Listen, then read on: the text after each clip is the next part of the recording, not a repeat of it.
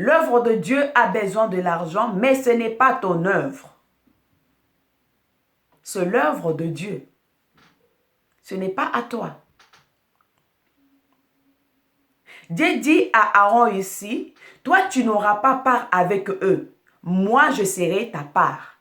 Puisque Dieu a t'appelé au service, puisque Dieu t'a donné cette mission, ben Dieu lui-même fera pour que son œuvre aille de l'avant. On ne doit pas forcer.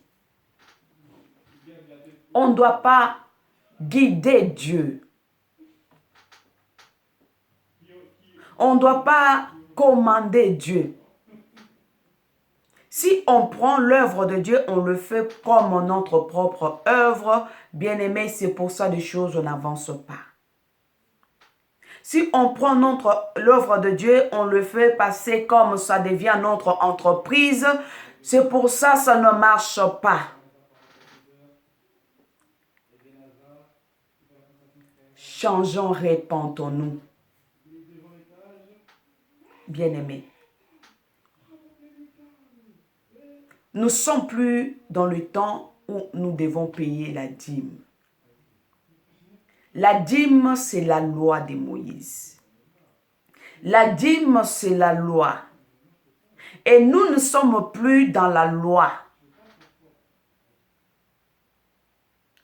Nous ne sommes plus dans la loi de Moïse. Et nous sommes dans la loi de Christ.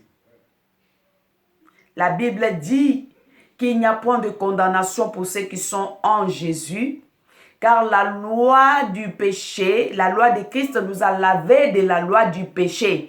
Israël était dans la loi du péché. Il péchait constamment devant Dieu.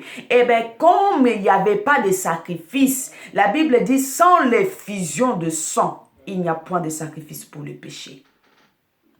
Et comme il n'y avait point de sacrifice, eh bien, il devait, à chaque fois il péchait, il devait donner des sacrifices et même. Mais Jésus est venu, la Bible dit qu'il a déchiré le voile du temple. Il est entré dans le lieu saint, il a dépassé, traversé dans le lieu très saint et il a, bien-aimé de Dieu, bien-aimé dans le Seigneur, il a déchiré l'acte dont les ordonnances nous condamnaient. Il a déchiré l'acte dont les ordonnances nous condamnaient. L'acte de l'ordonnance de loi de Moïse nous condamnait dans le péché. L'acte de l'ordonnance de Moïse nous soumettait dans le péché. À chaque fois que nous péchons, nous devons apporter des sacrifices. Nous devons apporter des choses pour justifier. Mais bien aimé dans le Seigneur, aujourd'hui nous n'avons plus besoin de sacrifices parce que Jésus s'est livré lui-même comme un sacrifice vivant. Il a versé son sang à la croix pour que toi et moi, que nous soyons sauvés. Il a donné sa vie. Il a payé le prix. Jésus a payé le prix à la croix. Et le prix qu'il a payé, c'est pour nous laver. C'est pour nous sauver. Mais pourquoi, bien-aimés? Nous retournons toujours dans les choses où on nous a déjà tirés. Nous voulons retourner toujours dans les choses où on nous a lavé, on nous a tirés, bien-aimés. Peut-être c'est par ignorance. Certainement. Mais bien-aimé, laisse-moi te dire que nous n'avons plus le temps de payer la dîme. La dîme n'est plus à l'actualité aujourd'hui. Après Jésus-Christ, après la mort et la résurrection de Christ, la dîme n'était plus dans l'actualité. La dîme n'est plus à l'actualité. On me dira, mais pourquoi si on paye pas la dîme, comment nous allons payer la salle ou l'église? Mais c'est l'œuvre de Dieu. Ce n'est pas ton œuvre. C'est Dieu lui-même. La Bible dit que l'œuvre que lui-même a commencée, il achève.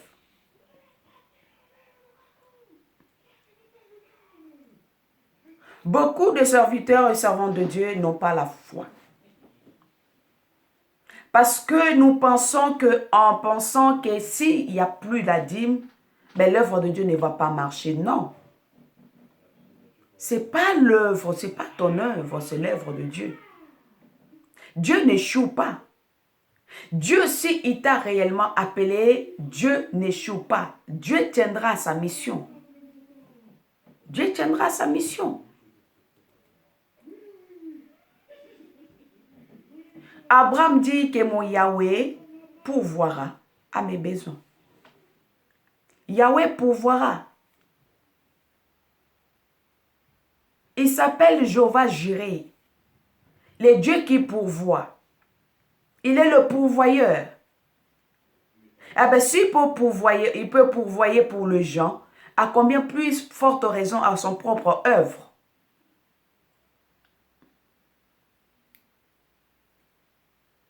Bien-aimé, la dîme n'est plus à l'actualité depuis que Jésus est entré dans la terre, est ressuscité et il est monté dans la gloire du Père. La dîme n'est plus à l'actualité. Je vais juste poser une question. Est-ce que nous sommes les enfants d'Israël? Or, la Bible me dit, si je ne me trompe pas dans le livre de Matthieu, où Jésus dit que je suis venu sauver il y a encore une autre race que je dois sauver. Hein? Si je trouve ça, je vais relire ça. Où Jésus dit que je suis venu, il y a encore une autre race que je dois sauver. Eh bien, quand Jésus parlait de l'autre race, il parlait non seulement la race d'Israël, il était venu réellement pour la race d'Israël, mais il a rajouté qu'il y a une autre race que je dois sauver. Donc cette race-là, c'est nous le croyant. C'est nous qui ont accepté, qui acceptent Jésus comme Seigneur et Sauveur. C'est la race de païens d'où Jésus nous a tirés. Eh bien, c'est sur cette race-là que Jésus nous a tirés. Eh bien, par la foi, il nous a sanctifiés. Et Jésus lui-même, qui est notre Seigneur, il n'était pas de la race des Lévites. Il était de la race de Juda. Voilà pourquoi on l'appelle le lion de la tribu de Juda.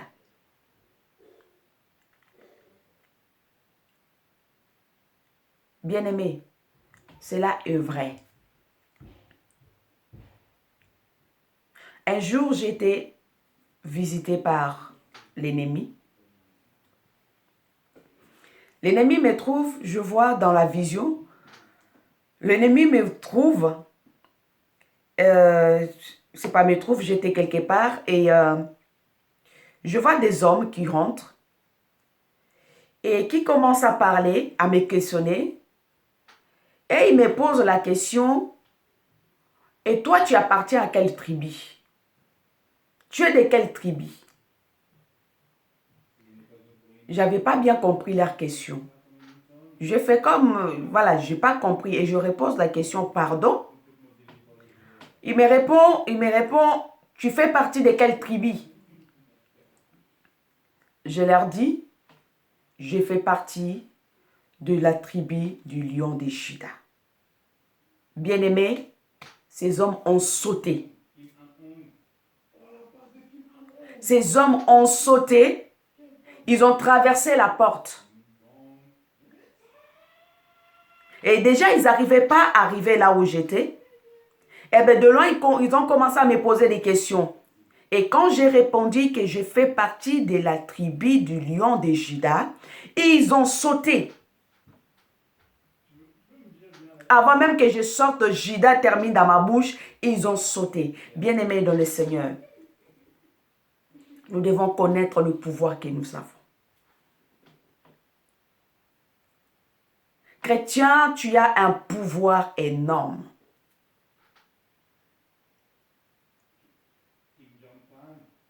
Oui. On me dira également que si nous ne donnons pas notre dîme, nous ne serons pas bénis. Si tu ne donnes pas ta dîme, Dieu ne va pas te bénir. Et qu'est-ce qu'on attend par la bénédiction? Qu'est-ce qu'on comprend par la bénédiction? Alors, si nous prenons Deutéronome 28, est-ce que la Bible nous dit dans Deutéronome 28, verset 1, on nous dit, si tu ne donnes pas ta dîme, tu seras béni, tu ne seras pas béni? Est-ce que dedans, parce que les Deutéronomes, ça se trouve que dans l'Ancien Testament également, est-ce qu'on nous dit que si tu ne donnes pas ta dîme, tu ne seras pas béni? La Bible dit, dans Deutéronome, on va lire ça rapidement, Deutéronome 28, la Bible nous dit que si tu obéis à la voix de l'Éternel, ton Dieu, en observant et en mettant en pratique tous ces commandements que je t'ai prescrits aujourd'hui, l'Éternel, ton Dieu, te donnera la supériorité sur toutes les nations de la terre. Voici toutes les bénédictions qui se répandront sur toi et qui seront ton partage. Lorsque tu obéiras à la voix de l'Éternel, ton Dieu. L'obéissance à la loi de Dieu et l'observation de commandements de Dieu. Point. La sainteté, la sanctification. Point. Mais cela ne veut pas dire également que... Alors, comme je disais dans Deutéronome 28, on nous dit qu'il y a que la loi et l'obéissance, l'obéissance et l'observation de commandements de Dieu en le mettant en pratique. Parce que on peut avoir l'obéissance, on peut avoir l'observation, mais on n'applique pas. Non, la Bible dit, on met tout en pratique, en le mettant en pratique. Donc, c'est que tu observes, c'est que tu obéis, tu dois l'appliquer dans ta vie de tous les jours. C'est ça qui fera notre bénédiction. C'est ça qui te bénira. C'est ça, il n'y a pas autre chose, bien-aimé. Maintenant, nous allons lire dans le Nouveau Testament. Dans le Nouveau Testament, on nous dit, si je prends dans le livre de Matthieu, chapitre 5, verset 17, qu'est-ce qu'elle nous dit, la parole? Pour comprendre toujours sur ce thème de la dîme, doit-on continuer à la payer ou la dîme, c'est déjà aboli? D'accord? Matthieu chapitre 5. Matthieu chapitre 5, verset 17. Je lis la parole dans le nom de Yeshua. Ne croyez pas que je sois venu pour abolir la loi ou le prophète. Je suis venu non pour abolir, mais pour accomplir. Jésus est bon. Jésus est merveilleux, bien-aimé. La Bible dit que, ici c'est Jésus qui parle, il dit, je ne croyais pas que je suis venu pour abolir. Bien-aimé, tous ceux qui sont écrits, la parole qui est écrite de Genèse jusque dans l'Ancien Testament n'est pas contraire à la parole du Nouveau Testament. C'est la même parole. Sauf que dans l'Ancien Testament, Jésus n'était pas révélé. Dans l'Ancien Testament, on parle de Jésus, mais Jésus, il n'était pas révélé. Et dans le Nouveau Testament, il est révélé. Donc, je vous ai dit au début de mon message que Aaron était l'image préfigurante de Yeshua lui-même. Aaron était l'image de Jésus-Christ, les souverains sacrificateurs, parce que Aaron était le souverain. Bien-aimé, il n'y a pas autre personne qui peut s'appeler souverain sacrificateur sur cette terre. Aaron était un homme, mais on l'appelait souverain sacrificateur. Mais Aaron, en étant souverain sacrificateur, Aaron, avant d'entrer dans le lieu très saint, Aaron devait se purifier lui-même. Aaron devait se purifier. S'il rentrait comme ça, il allait mourir là-bas. Donc, il a fallu un sang pur. Donc, l'image d'Aaron symbolisait l'image de Christ. Symbolisait l'image de Christ. Et voilà pourquoi Jésus dit ici dans Matthieu 5, 17, que ne croyez pas que je sois venu pour abolir la loi ou le prophète, mais je suis venu pour accomplir. Il a dit, je suis venu pour accomplir. Donc, comme je disais tout à l'heure, qu'à la croix, il a créé, tout est accompli. Donc, tout ce qui était écrit dans l'Ancien Testament, il a accompli à la croix. Bien-aimé, mais pourquoi tu continues à payer ta dîme? Donne à Dieu. Soutiens l'œuvre de Dieu. Oui, ça nous devons le faire. Nous devons soutenir l'œuvre de Dieu. Nous devons soutenir les hommes et les femmes de Dieu qui sont vraiment dans la vérité. Oui, qui nous prêchent vraiment la vérité. Oui, ça, nous devons le soutenir, bien-aimés dans le Seigneur. Nous devons le bénir également. Nous devons soutenir leur ministère. Nous devons le soutenir en prière, financièrement, matériellement, pour faire avancer le royaume des cieux. Oui, bien-aimés, ça, nous devons le faire. C'est notre devoir. Nous devons le faire. Mais qu'on ne nous impose pas que chaque mois, tu dois prélever un dixième, tu dois donner, c'est pour l'église, c'est pour le pasteur, c'est pour ceci. Bien-aimé dans le Seigneur, ça, non. Jésus a tout accompli. Tu dois donner au Seigneur comme tu as résolu dans ton cœur. Tu dois donner à Dieu comme tu as résolu à ton cœur. Si Dieu te touche, il te dit aujourd'hui, prends ton argent, va donner à mon serviteur. Prends ton argent, va donner, donne ton argent à mon serviteur. Bien-aimé, tu dois le faire. Parce que c'est Dieu qui te le recommande. Et c'est Dieu qui t'a touché dans le cœur. Tu dois le faire. Tu dois bénir les hommes de Dieu. Tu dois bénir ceux qui font le service de Dieu. Ceux qui servent le Seigneur, on doit les bénir. Mais bien-aimé, que ça ne vient pas comme un corvée. Chaque mois, même si tu n'en as pas, même si tu n'en as pas assez pour subvenir aux besoins de ta famille, tu dois absolument enlever pour aller donner. Non, bien-aimé. D'abord, c'est Jérusalem. C'est ta maison que tu dois d'abord occuper. Tu dois d'abord bien occuper ta maison. Jésus n'est pas venu pour abolir, mais il est venu accomplir tout ce qui a été dit par le prophète. Tous les prophètes de l'Ancien Testament ont parlé de Jésus. On parlait de Jésus, mais sans le voir. On prophétisait de Jésus, mais sans le voir. Il dit, je ne suis pas venu abolir, mais je suis venu accomplir. Accomplir, on ne peut pas accomplir quelque chose qui n'existe pas. Donc, il est venu accomplir ce qui était dit déjà, ce qui se faisait déjà. Et il est venu accomplir. Il dit, tout est accompli. Nous continuons. Et nous prenons maintenant Actes des Apôtres, chapitre 10. Actes des Apôtres, chapitre 10. Actes, chapitre 10, au verset 1 à 4. Acte 10, 1 à 4. Nous lisons la parole de Dieu. Il y avait à Césarien un homme nommé Corneille, centenier dans la cohorte dite italienne. Cet homme était pieux et craignait Dieu avec toute sa maison.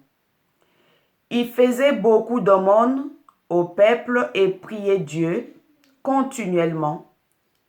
Vers la 9e heure du jour, il vit clairement dans une vision un ange de Dieu qui entra chez lui et lui dit, « Corneille ». Les regards fixés sur lui et saisi d'effroi, il répondit, « Qu'est-ce que Seigneur ?» Et l'ange lui dit, « Tes prières et tes aumônes sont montées devant Dieu et il s'en est souvenu. » Tes aumônes et tes prières sont montées devant Dieu et il s'en est souvenu. La Bible dit que Corneille faisait des aumônes au peuple. Hein? Il faisait les aumônes au peuple. Je pense que ce peuple à qui Corneille faisait les aumônes étaient les indigents, les gens pauvres, des veuves, des orphelins.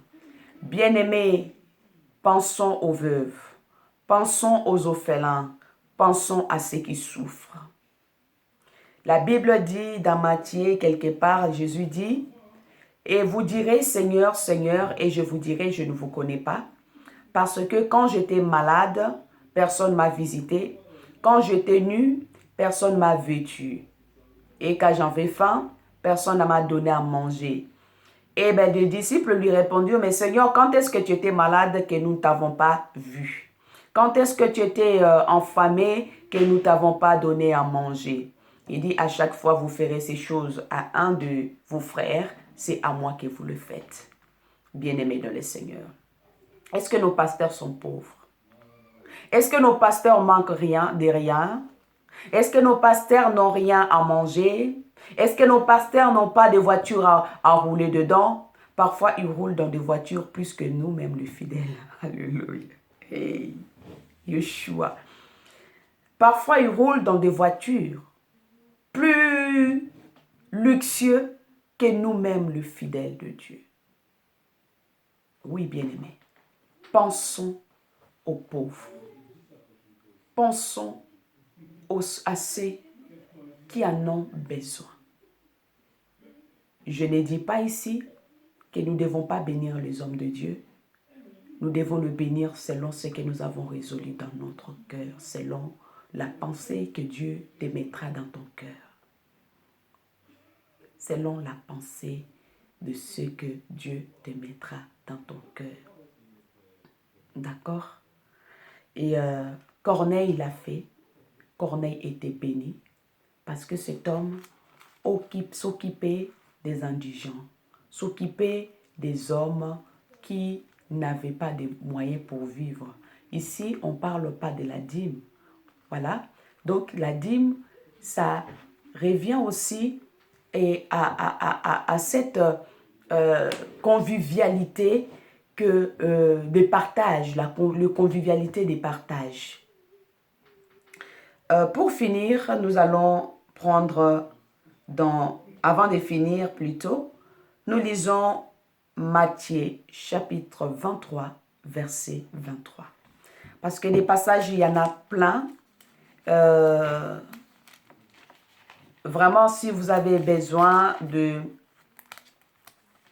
plus, je pense que l'Esprit de Dieu est en train de nous aider là pour nous éclairer un peu dans toutes choses. Mais ne manquez pas à, s'il y a des choses qu'on n'a pas bien compris, posez la question. Ne restez pas dans des questionnements et le Saint-Esprit nous aidera toujours à comprendre. Alors, Matthieu 23, verset 23. Matthieu 23, verset 23. Qu'est-ce nous dit la parole? La parole dit, « Malheur à vous, scribes et pharisiens hypocrites, parce que vous payez la dîme de la menthe, de l'âneth et du cumin, et que vous laissez ce qui est plus important dans la loi, la justice, la miséricorde et la fidélité. C'est là ce qu'il fallait pratiquer sans négliger les autres choses. Malheur à vous les scribes, malheur à vous les pharisiens, parce que vous payez la dîme de la menthe, la dîme de tout là, mais vous oubliez ce qui est plus important. Ce qui est plus important, c'est la justice. Ce qui est plus important, c'est la miséricorde et la fidélité. La fidélité au Seigneur. La justice, marcher dans la vérité. C'est cela qui est important. C'est cela qui est plus important. C'est ça qui compte à Dieu. Mais la plupart des enfants de Dieu, des chrétiens, ils présentent même la dîme là, de l'argent là. C'est parfois la dîme qui est acquise par la fraude. Parfois c'est la dîme qui est acquise par des commerces de contrefaçon qui est interdite. Ben on va quand même prélever la dîme pour que Dieu bénisse mon commerce. Mais non, bien-aimé dans le Seigneur. La Bible dit, pratiquons la justice, pratiquons la vérité, pratiquons la miséricorde. C'est ce qu'il fallait pratiquer. Donc la justice, la miséricorde et la fidélité, c'est cela qu'il faut pratiquer. C'est cela qu'il faut pratiquer, bien-aimé. C'est ce que Dieu nous demande, la justice. La justice. Nous allons maintenant lire dans Hébreux, chapitre 7. Donc, pour finir, Jésus dit, donc comme nous avons lu dans Matthieu 5 tout à l'heure, on nous dit qu'il n'est pas venu abolir, mais accomplir. Donc, nous allons maintenant voir ce que Jésus a accompli. J'ai dit que la dîme, c'est la loi de Moïse qui a été donnée aux enfants d'Israël, les enfants de Jacob. Parce que ces enfants, c'était des enfants rebelles. Dieu les a donné des lois qu'ils devaient respecter. Mais nous sommes plus sous la loi de Moïse. La Bible dit que Jésus n'est pas venu pour abolir, mais il est venu accomplir. Ce qui était donné à Moïse, nous l'avons en Jésus-Christ. Ce qui était donné à Moïse, nous l'avons reçu par la foi en Jésus-Christ. Et la Bible dit qu'en lui habite pleinement, en lui habite pleinement de la grâce. En lui habite pleinement de l'abondance. Donc tout ce que Moïse a donné aux enfants d'Israël, nous l'avons en Jésus. Jésus l'a porté. Donc sans plus tarder, nous allons lire. Ça me donne vraiment envie de parler, ces messages. Nous allons prendre Hébreux chapitre 7. Hébreux chapitre 7. Nous lisons à partir du verset 1. Hébreux 7, verset 1. Nous lisons au nom de Jésus. En effet, c'est Melchisédek était roi de Salem, sacrificateur du Dieu très haut. Il alla au-devant d'Abraham lorsqu'il revenait de la défaite du roi. Il est béni. Abraham lui donna la dîme de tout. Il est d'abord roi de justice, d'après la signification de son nom. Ensuite, roi de Salem, c'est-à-dire roi de paix. Il est sans père, sa mère, sans généalogie. Il n'a ni commencement de jour, ni fin de vie. Mais il est rendu semblable au Fils de Dieu. C'est Melchisedec demeure sacrificateur à perpétuité. Le Melchisedec, c'est Jésus. On lui dit ici qu'il est le sacrificateur à perpétuité. Donc, on n'a plus besoin de service d'Aaron. On n'a plus besoin des services des fils de Lévi. On n'a plus besoin de tout ça. La Bible dit que c'est Melchisedec et le sacrificateur demeure sacrificateur à perpétuité.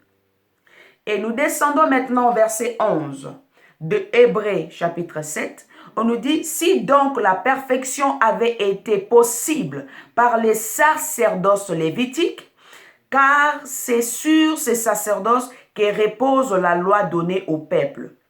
Était-il encore nécessaire qu'il paraisse une autre loi, selon l'ordre de Melchisedec et non selon l'ordre d'Aaron? Car le sacerdoce étant changé, il y a aussi nécessairement un changement de loi. En effet, celui de qui ces choses sont dites appartient à une autre tribu. Donc, je relis au verset 13. En effet, celui de qui ces choses sont dites appartient à une autre tribu dont aucun membre n'a fait le service de l'autel. Car il est notoire que notre Seigneur est sorti de Juda, tribu dont Moïse n'a rien dit pour ce qui concerne les sacerdoces. J'applaudis la parole du Seigneur parce que la parole du Seigneur est vivante. La Bible dit qu'il est notoire que notre Seigneur Jésus n'est pas sorti de la tribu des Lévitiques, des Lévites. Et sur cette tribu de Juda, Moïse n'a rien dit. Bien-aimé, moi j'appartiens à la tribu de Juda. J'appartiens à la tribu du lion de Juda. J'appartiens à la tribu du lion de Juda. Ne me parlez pas de la dîme. Parce que mon Seigneur Jésus a déjà tout accompli à la croix.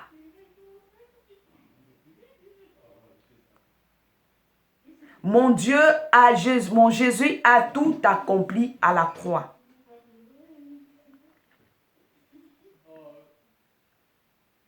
Et cela devient plus évident encore au verset 15. Cela devient plus évident encore quand il paraît un autre sacrificateur à la ressemblance de Melchisedec. Institué non d'après la loi d'une ordonnance charnelle, mais selon la puissance d'une vie impérissable. Car ce témoignage lui est rendu, tu es sacrificateur pour toujours, selon l'ordre de Melchisedec. Il n'y a ainsi abolition d'une ordonnance antérieure à cause de son impuissance et de son utilité. Car la loi n'a rien amené à la perfection et introduction d'une meilleure espérance par laquelle nous nous approchons de Dieu. Bien-aimés, nous comprenons quelque chose? La loi n'a rien amené à la perfection. La loi de Moïse n'a rien amené à la perfection et à l'introduction d'une meilleure espérance par laquelle nous nous approchons de Dieu. C'est-à-dire, à l'époque là, comme ils s'approchaient de Dieu, pour s'approcher de Dieu, il fallait ramener des sacrifices. Et bien, Jésus s'est offert lui-même comme un sacrifice. Et cela n'a pas eu lieu sans serment. Car les Lévites sont devenus sacrificateurs sans serment. Oui, ils n'ont pas prêté serment. Dieu les a choisis et les a établis là. Car les Lévites sont devenus sacrificateurs sans serment. Mais Jésus l'est devenu avec serment par celui qui lui a dit, Le Seigneur agirait et il ne se repentira pas. Tu es sacrificateur pour toujours, selon l'ordre de Melchisédek. Jésus est par cela même le garant d'une alliance plus excellente. Jésus est par là le garant d'une alliance plus excellente. Oh bien-aimé dans le Seigneur.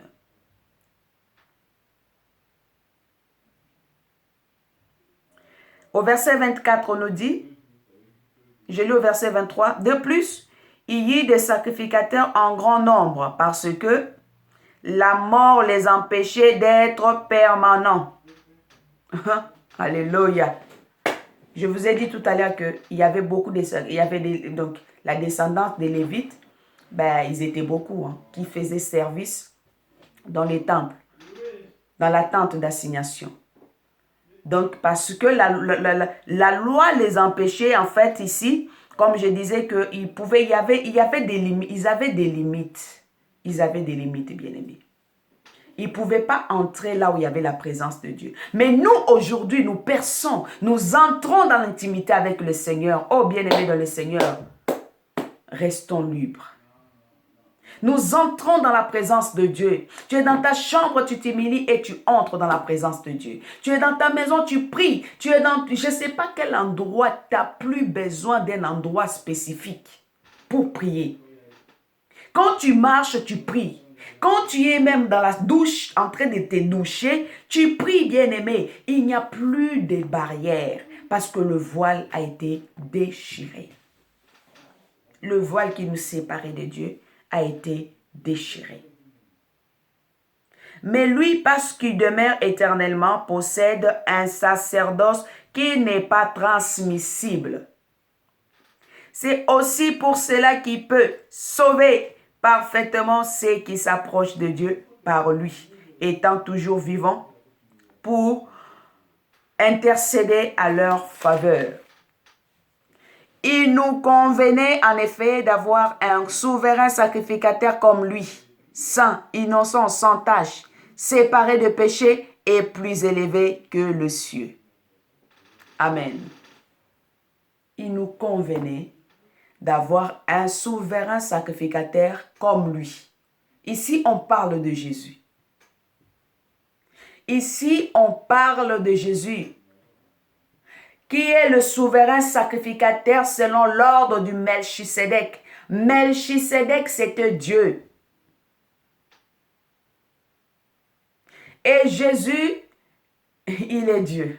Alléluia. Autant, donc, bien-aimés, c'est pour ça que je vous dis que dans l'Ancien Testament, on a parlé de Jésus, mais Jésus n'était pas révélé. Et dans le Nouveau Testament, on nous parle de Jésus révélé. La révélation. Nous devons recevoir la révélation, bien-aimés. La dîme n'a plus, nous ne sommes plus au temps de la loi. Tous les croyants sont sur la loi de Christ. Nous sommes sous la loi de Christ. Voilà pourquoi il est dit que la loi de Christ nous a franchis de la loi du péché et de la mort. Donc la loi de Moïse était la loi du péché. Parce qu'ils étaient là en train de pécher continuellement. Et ils ne pouvaient pas entrer dans la... Ils n'avaient pas le privilège que nous avons aujourd'hui. Parce que avant de voir la face de Dieu, il faut que tu apportes ton sacrifice. Mais aujourd'hui, bien-aimé, même si nous avons péché, nous avons un avocat. Un avocat auprès du Père, Jésus, qui intercède pour nous. Et si nous nous repentons, il nous recueille, bien-aimé. Nous n'avons plus besoin de sacrifices. Nous n'avons plus à nous forger des souffrances, à payer cet impôt. La dîme est devenue comme impôt. C'est comme si on paye l'impôt. Parce que nous avons la redevance. Tu dois payer la redevance de ta télé. Donc tu dois payer la redevance de l'église.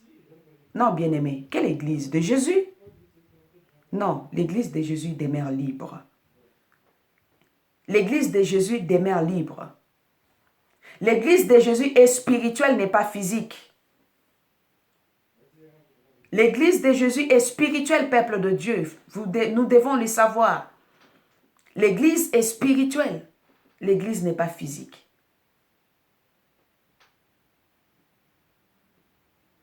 Nos rassemblements, ce n'est pas l'église. L'église, elle est spirituelle.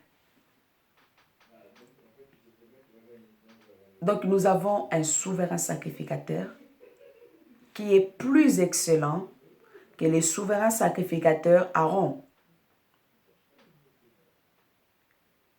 Donc, nous sommes, s'il y a changement de loi, la Bible nous dit, s'il y a changement de loi, car les sacerdoces étant changés, il y a nécessairement le changement des lois. Les sacerdoces étant changés, on a changé les sacerdoces, ce n'est plus Aaron, maintenant c'est Jésus. Et pourquoi nous continuons à payer la dîme? Peuple de Dieu, que Yahweh nous révèle, que Yahweh nous guide, que Yahweh nous dirige. La Bible dit dans 2 Corinthiens pour finir, 2 Corinthiens chapitre 9,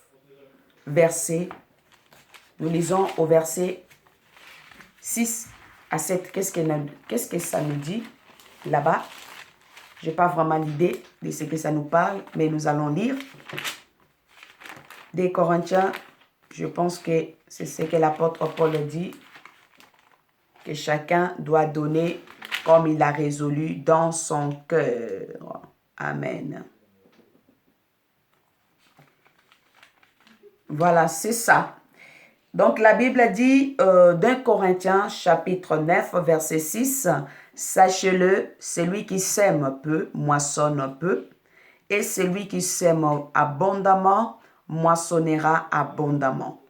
Que chacun donne comme il a résolu à son cœur, sans tristesse ni contrainte, car Dieu aime celui qui donne avec joie. » Alors, à chaque fois que tu donnes avec des contraintes, tu pèches.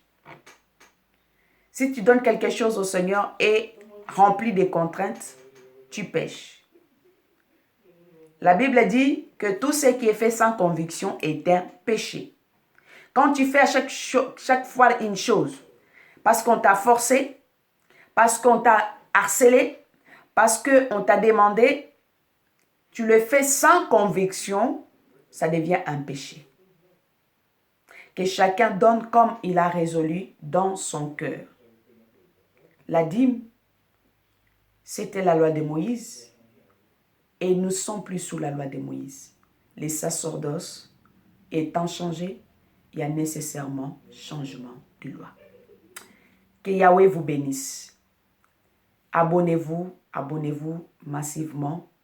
Partagez le message du royaume afin que si ce message t'a convaincu, t'a touché par le Saint-Esprit, je sais que ça va te parler, je sais que ça va te convaincre, je sais parce que je sais, mon Dieu, il est puissant.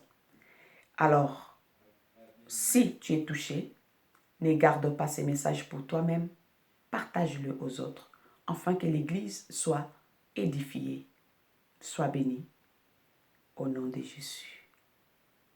À la prochaine. Soyez bénis.